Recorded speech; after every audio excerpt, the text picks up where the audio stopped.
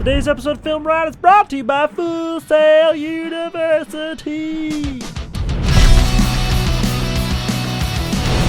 Hi, guys. Was that your introduction? Yeah, that's it. Go to the bumper. All right.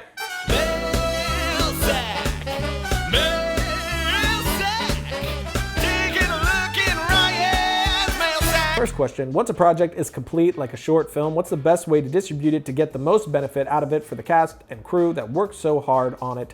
Film festivals, Vimeo, YouTube. If you don't already have an audience to release it to, I think the best thing that you could do is start with festivals and use a site, something like Without a Box, that will break down the festivals for you, and it'll help you see which festivals are going to be the best ones to go after for the type film that you made, like is it horror or is it drama?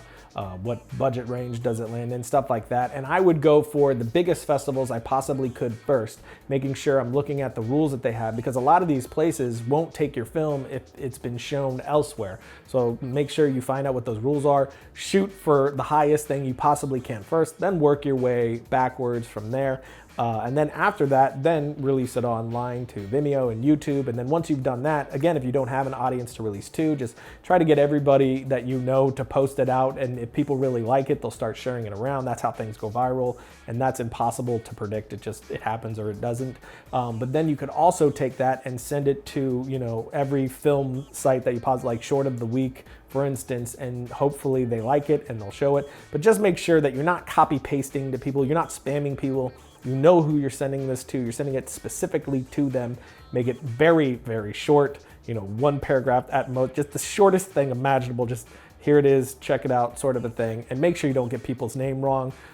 People have copy pasted things to me and called me by the wrong name. To say the least, I didn't watch it or repost it. So make sure you're not spamming people. Everyone hates that.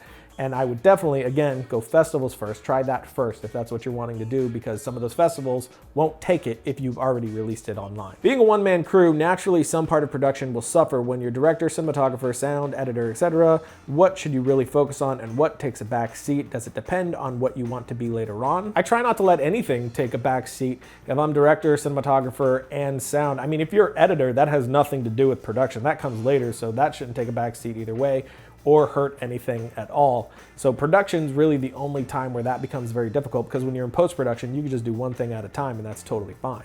So in production, when you really are running sound, directing, and doing cinematography all at the same time, it's very difficult, but I try not to let anything take a back seat. I just get creative with it. I'll mount the mic certain places so I don't have to worry about it. There we go, that's fine.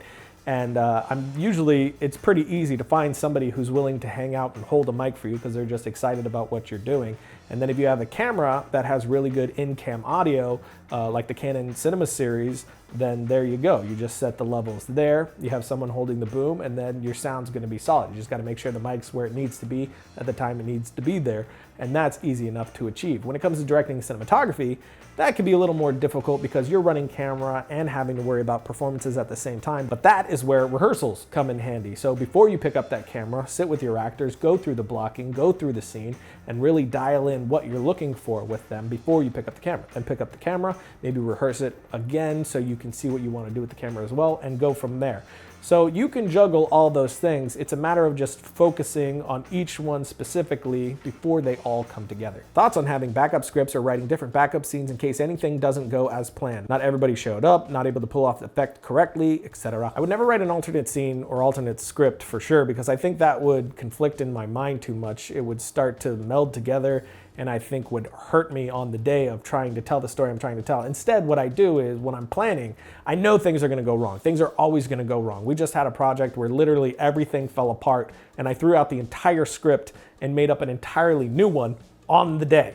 So on the day, we did not use the script we initially had. We did something entirely different, but every moment and every scene and the progression of all of it was doing the same thing that the script initially intended to happen. So when I plan for the whys. Why am I doing each thing that I'm doing? And I focus less on just the specific technical whats. The only what I focus on is what effect will this have on my audience. So I know why I'm doing this for the effect that I want in the end. And once you know that, you can get with your collaborators, ask questions. What do you guys think about this moment? What do you think? Hey, this portion of this scene isn't working out. What do you guys think we could do? And as they're giving you ideas, you can quickly make decisions as a director because you know the whys of that moment and you know which ones aren't going to gel with those whys. And that also helps you to come up with an alternative. We can't do this. We don't have the crane we needed. Okay, fine, but we can do this because that will get the same emotional effect for my audience as what I was wanting that for.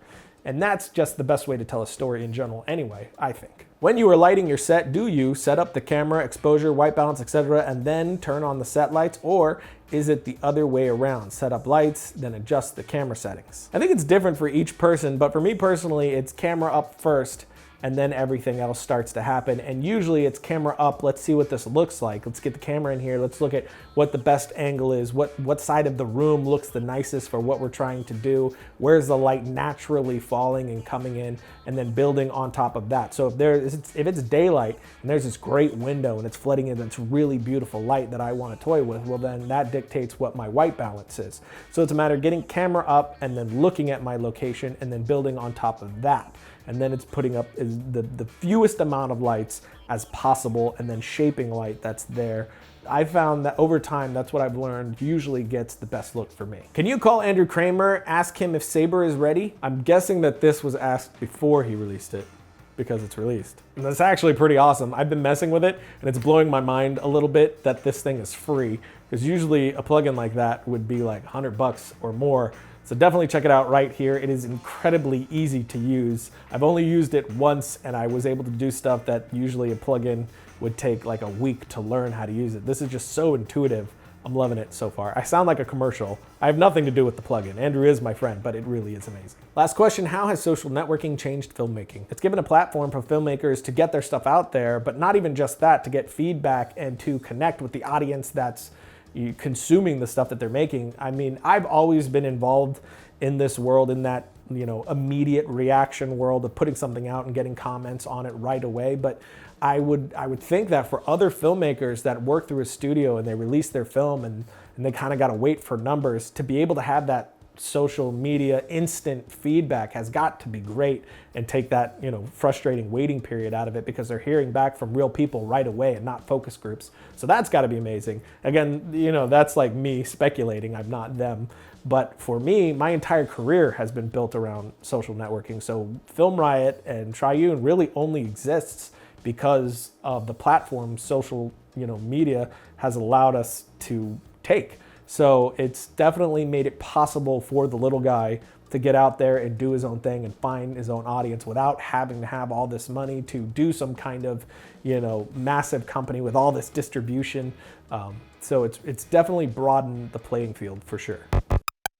Working in the film industry is an exciting and rewarding experience, but if you don't know how to get involved or aren't quite sure what role you want to take on, Full Sail University can help you out. Full Sail offers film degrees on campus and online that really show you what it's like to work on a film from start to finish. You even get to work hands-on with the same equipment the professionals use. The campus undergraduate film program introduces you to the different roles involved in filmmaking so you can figure out if you're more of an editor, director, or even a camera operator. You can also check out the online digital cinematography degree where you can learn the film basics from a modern digital spin, or maybe you already have film experience and you are ready to take those skills to the next level, building a graduate level portfolio and perfecting your technique with the film graduate degree. I went to Full Sail myself, and other grads have gone on to work on films like Avengers, Age of Ultron, Minions, Jurassic World, Frozen, and a ton more. And if you want to find out more about these programs and how to get started, visit fullsail.edu/FilmRiot to learn more.